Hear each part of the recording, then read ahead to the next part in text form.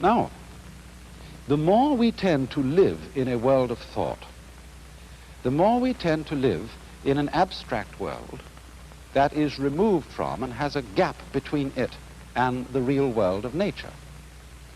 And as a result of this, we tend to live in a world that is in some ways unsatisfying, lacking in vitality and life.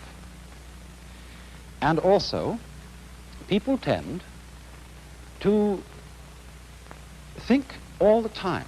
This becomes, for every civilized community, every civilized person, a sort of habit, which is like constantly talking to yourself.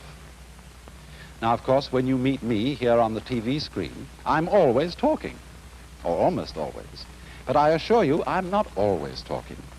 I'm often silent, because after all, we have to be silent some of the time, don't we, in order to hear what other people have to say, and therefore to have something to talk about.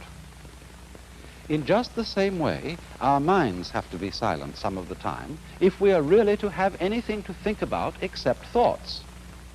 You know, there is a popular proverb which says that talking to yourself is the first sign of madness.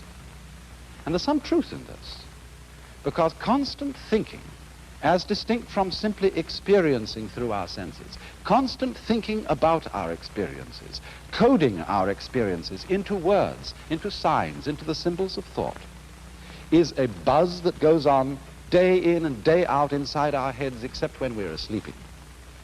And as a result of that, we begin to live in a world increasingly divorced from reality. And that is why in those Oriental cultures in India and China and Japan, it has always been considered important for everybody to spend some of his time, by no means all of his time, but some of it, not thinking.